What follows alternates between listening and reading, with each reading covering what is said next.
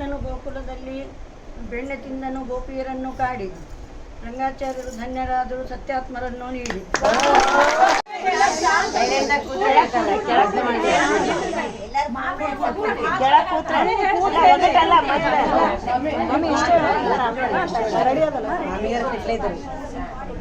ಶ್ರೀಕೃಷ್ಣನಿಗೆ ಪತ್ರ ಬರೆಯುವಾಗ ಮುತ್ತು ಸುಟ್ಟು ಮಾಡಿದಳು ಮಸಿ.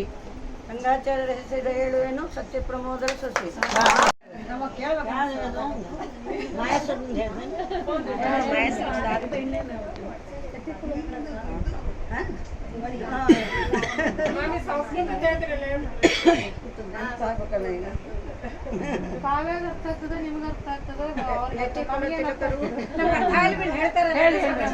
ಕವಿಕುಲ ತಿಲಕರು ಏನು ಕವಿಕುಲ ತಿಲಕರು ತ್ರಿವಿಕ್ರಮ ಪಂಡಿತಾಚಾರ್ಯರು, ಯತಿಕುಲ ತಿಲಕರು ಜಯತೀರ್ಥರು, ಸತ್ಕುಲ ತಿಲಕರು ಸತ್ಯಾತ್ಮ ತಿಲಕರು,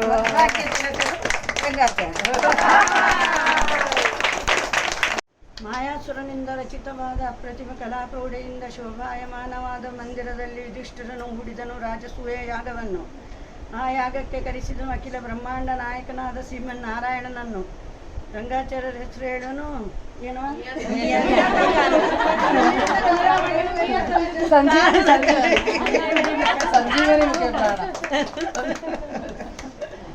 ಮೂರದು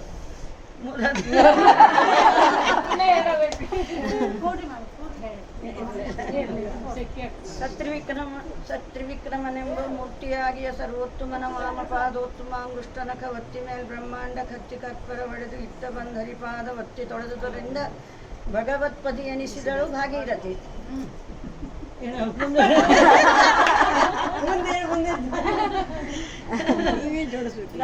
ರಂಗಾಚಾರ್ಯ ಸತಿ.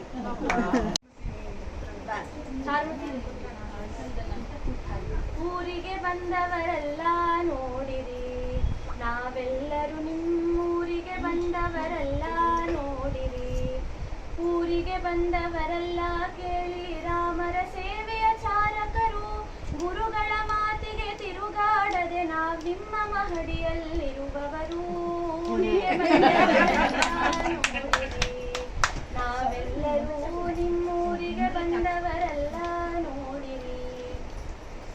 ಬಗೆ ಬಗೆ ವಿದ್ಯೆಯ ಬಲ್ಲವರು, ಗುರು ಅನುಗ್ರಹವನ್ನು ಪಡೆದವರು, ಹೊಗೆ ವಾಸನೆಯ ನಿಮ್ಮ ಪರಾಣವನ.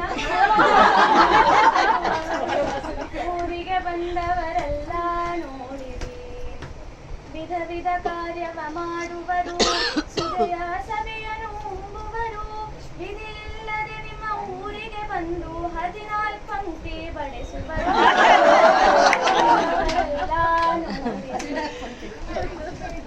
ಭಾಗ್ಯ ಸದನದಲ್ಲಿರುವವರು, ಸೌಭಾಗ್ಯದಿ ಉತ್ತಮ ಗುರು ಪಡೆದವರು, ಭಾಗ್ಯನಗರದ ಚಾತುರ್ಮಾಸ್ಯವ ಯೋಗ್ಯ ರೀತಿಯಲ್ಲಿ ಹೊಗಳುವರು.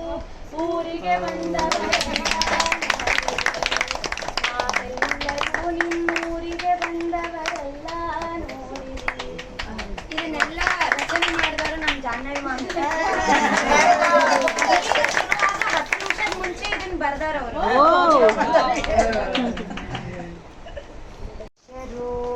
ಇವರೆಲ್ಲರೂ ನಮ್ಮ ಊರಿಗೆ ಬಂದರು ನೋಡಿ ಶಿಷ್ಯರು. ಊರಿಗೆ ಬಂದರು ಶಿಷ್ಯರು, ಶ್ರೀಮಠದ ಸಂಚಾರಿಗಳು.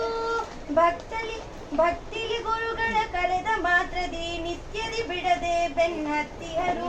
ಊರಿಗೆ ಬಂದರು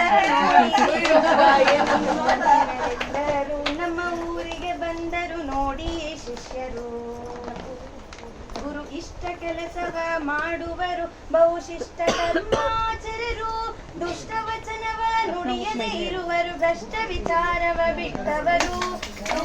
ಬಂದರು ನೋಡಿರಿ ಶಿಷ್ಯರು, ಇವರೆಲ್ಲರೂ ನಮ್ಮ ಊರಿಗೆ ಬಂದರು ನೋಡಿರಿ ಶಿಷ್ಯರು. ವಂದನೆ ಅಟ್ಟದಲ್ಲಿರುವವರು, 101 ಫಳಾರವ ಮೂರ್ತಿಯರು. ಒಂದೊಂದು ನೋಡಲು ಅವರದು ಮಂದನಂತೆ ನಿಂತಿಹರು. ಊರಿಗೆ ಬಂದರು ನೋಡಿರಿ ಶಿಷ್ಯರು.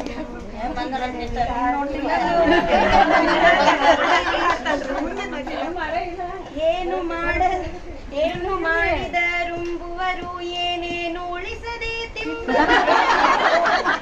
ಯಾವ ನೆಪದಲ್ಲಿ ಕೆಲಸವ ಮಾಡದೆ ಕೇವಲ ಬರಬರ ಓಡಾಡುವರು